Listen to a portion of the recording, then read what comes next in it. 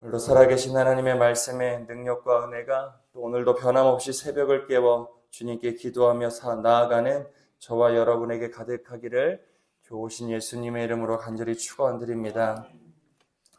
오늘 본문도 시편에서 가장 중요한 신앙의 고백으로 오늘 본문이 시작합니다. 우리 시편의 말씀을 계속 읽어가면서 반복적으로 나오는 시인의 고백이지요. 1절 첫머리에 나오는 여호와께서 다스리시니, 이거는 삶의 형편과 상관없습니다. 시편의 저자들이 어떤 상황에 놓여 있는 것이 중요한 것이 아니라 그들이 어떤 상황 가운데 있더라도 그들이 가장 먼저 고백했던 신앙의 고백은 여호와께서 나를 다스리신다. 여호와께서 이스라엘을 다스리신다. 여호와께서 여전히 이 나라와 이 민족을 다스리신다는 신앙의 고백이 이 시편의 가장 중요한 핵심 메시지입니다.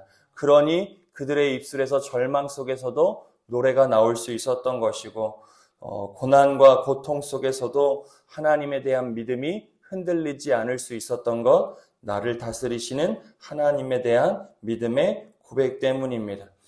사랑하는 여러분, 하루의 첫 시간 이 자리가 나를 다스리시는 하나님에 대한 믿음의 고백을 드리는 복된 자리가 되시기를 간절히 축원드립니다.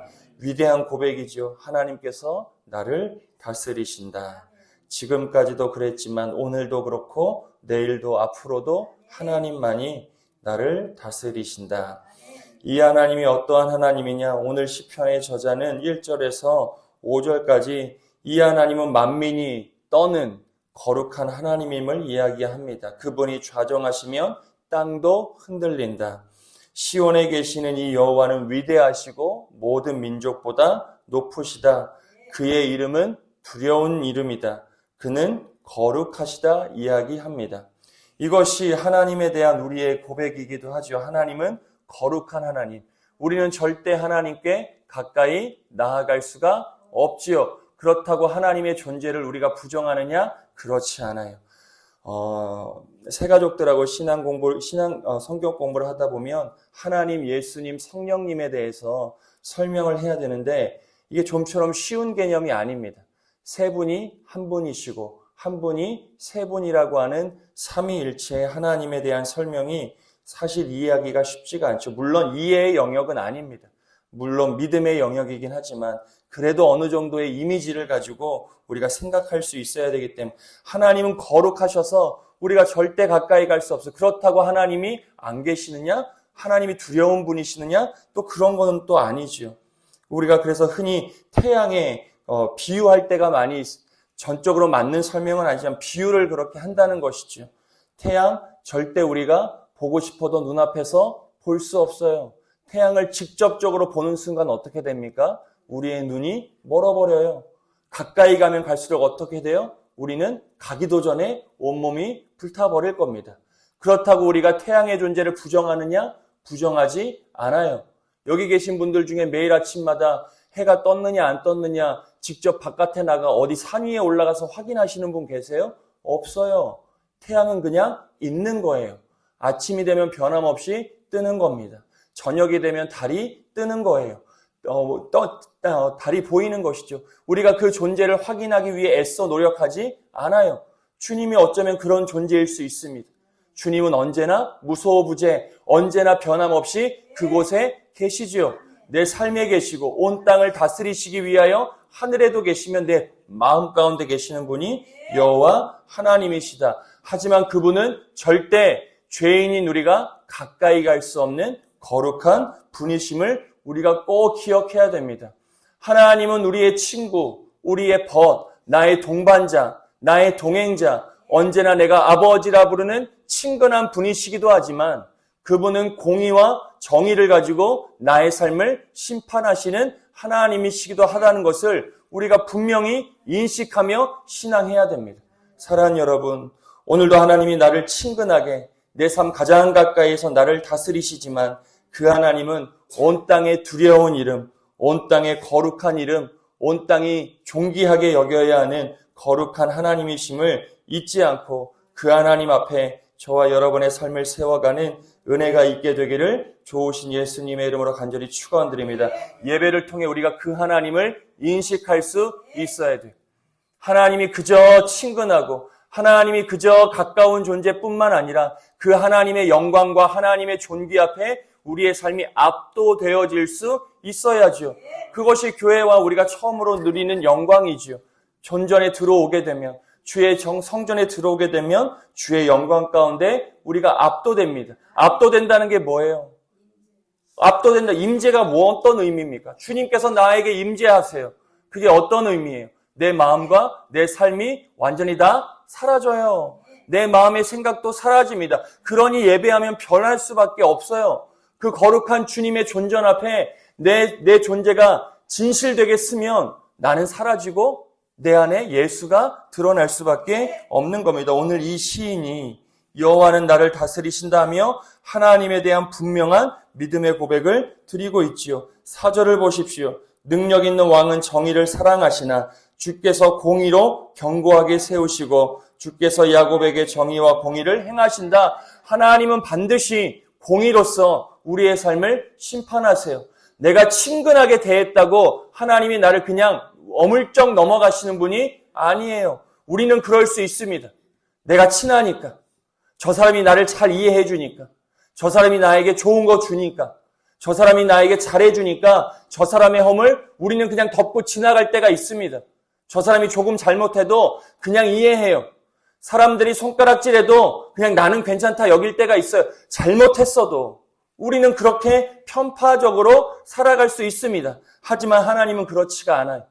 내가 교회에 100번, 1000번, 수십 년가량 결석하지 않고 열심히 다녔다고 내 죄가 가리워지는 게 아니에요. 하나님은 언제나 능력으로 정의와 공의를 가지고 하나님의 심판을 행하시는 분이시다. 성도는 그래서 세상 앞에서 억울한 일을 조금 당한다 하더라도, 불공정한 세상 앞에 살아간다 하더라도 하나님의 이 공의를 바라며 매일의 삶을 세워갈 수 있어요. 그게 불공정한 세상 가운데 우리의 삶을 세워가는 유일한 길이에요. 세상이 불공정하다고 나도 불공정하게 대하는 게 아닙니다. 세상이 불합리하다고 나도 불합리하게 세상에 맞서는 게 아닙니다. 세상이 불합리하고 불공정하지요. 그 앞에 성도는 공의의 하나님을 의지하며 그 상황을 견뎌낼 수 있어야 돼요. 오늘도 우리의 삶의 자리는 불공정합니다. 어디 공정한 게 있어요? 공평하지 않아요. 불공평합니다. 차별이 있어요. 그런 세상 가운데 성도가 살아가는 삶의 방식은 그 악으로 이기는 게 아니라 악을 어떻게 해요? 선이요. 나의 착함이 아니에요. 여기서의 선은 하나님의 공의예요. 결국 하나님이 다 드러내시고 결국 하나님이 마지막 때 심판하신다는 것을 우리가 그 불공정한 세상의 한복판에서 그 하나님을 고백할 수 있어야 돼요. 하나님이 다스리신다. 그래, 오늘도 하나님이 다스리신다. 내가 보는 게 다가 아니다. 내가 경험하는 게 다가 아니다. 내가 듣고 내가 느끼는 게 다가 아니다. 결국 하나님의 심판의 때가 온다. 오늘 내가 하나님에 대한 믿음을 지켜야지. 여호와 하나님, 오늘도 내 삶을 온전하게 다스려 주옵소서. 오늘도 이 믿음으로 여러분들의 삶을 세워가는 은혜가 있게 되기를 좋으신 예수님의 이름으로 간절히 축원드립니다. 그런데 이 하나님이 오늘 이 시인의 저자에게 어떻게 다가오느냐? 6절이에요. 우리 6절의 말씀을 같이 읽습니다. 그의 제사장들 중에는 모세와 아론이 있고 그의 이름을 부르는 자들 중에는 사무엘이 있도다. 이 시인의 저자는 여호와는 여호와 그 나를 다스리신 하나님은 거룩하신 하나님이에요. 공의의 하나님이에요. 만민이 떱니다. 그런데 그 하나님의 또 다른 위대함은 이 시인이 고백하는 것은 그런 하나님이 자기의 기도에 어떻게 하신다는 거예요? 응답하신다는 거예요. 과거 모세와 아론도 그랬고 사무엘도 그랬고 오늘을 살아가는 나의 삶의 자리에서도 나의 간구를 그 위대하신 거룩하신 하나님이 응답하신다. 그런데 그 응답이 무엇이냐? 7절이죠. 7절의 말씀을 같이 읽습니다. 여호와께서 구름 기둥 가운데 그들에게 말씀하시니 그들은 그가 그들에게 주신 증거와 율례를 자, 이 시인이 하나님께 간절하게 간구해요. 그때 주의 응답이 주어집니다. 그 응답이 무엇으로 주어져요? 말씀이라는 거예요. 이게 굉장히 중요해요. 응답이 뭐예요? 말씀이에요. 여러분들의 기도의 응답이 뭐예요? 말씀이에요. 이 말씀이 신약에 가면 누굽니까? 예수 그리스도예요. 결국 응답은 뭐예요? 예수 그리스도예요. 내가 기도하여 내 상황이 내 마음대로 바뀌는 게 응답? 아니에요. 아니에요. 기도의 응답은 주의 임재와 말씀과 예수 그리스도예요. 오늘도 기도하며 이 응답이 주어지는 은혜가 있게 되기를 좋으신 예수님의 이름으로 간절히 축원드립니다. 그런데 우리는 기도하며 응답 받은 거예요? 안 받은 거예요? 받은 거예요. 왜요? 내 안에 뭐가 있어요? 예수 그리스도요. 오늘 말씀이잖아요. 그들이 간구하니 말씀이 임해요. 이 말씀은 예수 그리스도예요. 그러니 구원받은 모든 성도는 하나님의 기도 응답의 증거가 되는 겁니다. 그리고 나서 나머지 삶은 하나님께 맡기며 나아가는 거죠. 근데 우린 여전히 내 삶이 내 마음대로 움직여져야 응답이에요. 아니라고 하지만 그렇게 사신다고요. 아니라고 하지만 우리가 그렇게 살아요. 이 틀을 못 벗어나요. 우리의 신앙이 이걸 못 벗어납니다. 내게 이미 응답이 주어졌음을 우리가 망각하며 살아갈 때가 얼마나 많은지 모릅니다. 사랑하는 여러분, 오늘 기도의 자리가 내 삶에 이미 응답해 주시는 살아계신 하나님을 꼭 만나는 은혜의 시간이 꼭 되시기를 좋으신 예수님의 이름으로 간절히 축원드립니다. 이미 응답이 주어지니 매일의 삶은, 이 시인의 매일의 삶은 그 말씀을 지키는 삶이 될 수밖에 없는 거예요. 내게 주어진 말씀 지켜내는 거예요. 내게 주어진 예수 그리스도, 그 예수 그리스도의 성품을 닮아가는 삶이 응답을 가지고 살아가는 성도의 삶인 겁니다. 그러니 우리의 신앙이 바뀌어야죠. 뭐 해주시면 뭐 한다가 아닙니다. 뭐 해주시면, 뭐 이루어 주시면 내가 뭐 하겠다는 게 아니라 이미 내게 응답 주셨음을 내가 알고 내가 이 응답대로 살아갈 때 내 삶의 상황들은 하나님께서 때마다 일마다 하나님의 방법으로 조정해 주시는 거예요. 오늘 이 신앙의 순서가 여러분들과 여러분과 저에게 온전하게 적용되어지는 꼭 은혜가 있기를 간절히 축원드립니다. 우리 8절의 말씀 계속해서 같이 읽습니다. 여호와 우리 하나님이여, 주께서 그들에게 응답하셨고 그들의 행한 대로 갚기는 하셨으나 그들을 용서하신 하나님이시더니. 우리 9절도 읽습니다. 너희는 여호와 우리 하나님을 높이고 그 성산에서 위배할지어다. 여호와 우리 하나님은 거룩하심이로다. 거룩하시고 만민이 떨 정도로 위대하신 하나님, 하지만 나의 기도의 말씀으로 응답하시는 하나님, 그 하나님을 이 시인이 9절에서 뭐라고 고백합니까? 우리의 하나님이시다. 그 하나님은 나의 하나님이시다 고백하는 것이지요. 이 응답을 온전히 경험하지 못하는 자는 절대 이 고백이 나올 수 없지요. 그냥 하나님일 수는 있지만 우리의 하나님, 나의 하나님은 될 수 없는 겁니다. 사랑하는 여러분, 오늘도 내 삶 가운데 응답하시는 하나님을 나의 하나님으로 믿고 그 하나님과 동행하는 복된 삶을 살아가시기를 좋으신 예수님의 이름으로 간절히 축원드립니다. 여기서 또 하나를 더하면 우리가 기도 응답받고 주께서 나의 삶과 함께한다고 하여 우리가 절대 우리의 삶을 가볍게 다루지 않아야 돼. 이게 은혜 받은 사람들이 가장 경계해야 되는 겁니다. 말씀도 주어져요. 응답도 받아요. 그럼 얼마나 기분이 좋습니까? 내가 기분이 좋을 때, 상황과 상관없이 내가 기분 좋을 때가 있어요. 그러다 보면 자칫 우리의 삶이 어떻게 되느냐? 주변을 완전히 망각하고 무시한 채 나 홀로 살아갈 때가 많이. 그래서 신앙인이 그걸 경계해야 됩니다. 내가 은혜 받아서 주변의 사람들의 소리도 다 무시해요. 나는 상관없다는 겁니다. 내가 은혜 받았으니까. 내가 기분 좋으니까. 내가 하나님이 나와 함께 하신다는 것을 내가 강하게 느끼니까 주변하고 완전 동떨어져 또 다른 섬이 되어 살아가는 신앙인들이 굉장히, 그래서 은혜 받은 사람이 사실 무서워요. 진짜 무섭습니다. 그런 말도 있죠. 매일매일 기도하시는 분 무서워요. 이거 이해를 잘하세요? 여러분들이 무섭다는 이야기가, 기도를 많이 하면 많이 할수록, 맞죠? 낮아지고 맞죠? 또 죽고 그렇게 주변과 함께 동화되며 주변의 사람들을 헤아리며 살아야 되는데 내가 기도 열심히 있으니까 그냥 나만 올고 다치는 거예요. 나만 옳게 되는 겁니다. 주변 사람이 뭐라고 해도 아유 저거 다 뭐 필요 없어. 나는 맨날 새벽 기도하고 내가 맨날 기도하고 하나님이 나와 함께 하시니 주변에서 뭐라 그러던 나는 상관없어요.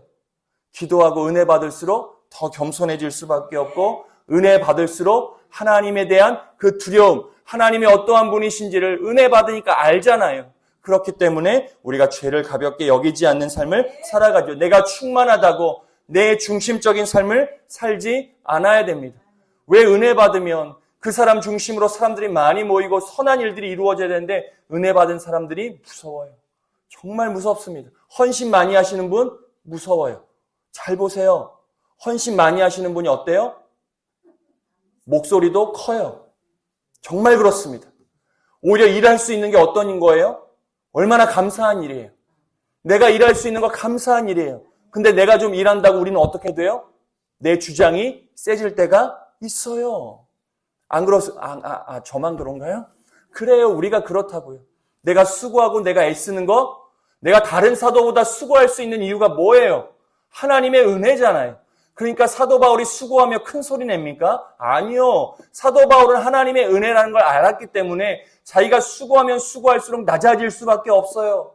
그런데 우리는 어때요? 수고하면 수고할수록 목소리가 커져요. 집에서 수고하는 사람이 목소리가 커요. 내 수고가 있으니까. 바깥에서도 마찬가지예요. 교회도 마찬가지입니다.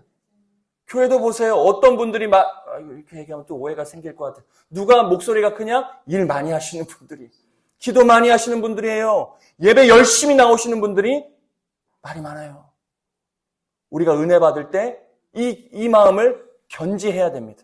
하나님, 은혜 받은 자로서 내가 정말 겸손하게, 정말 하나님의 은혜를 아는 자다운 삶을 살아갈 수 있도록 인도해 주옵소서.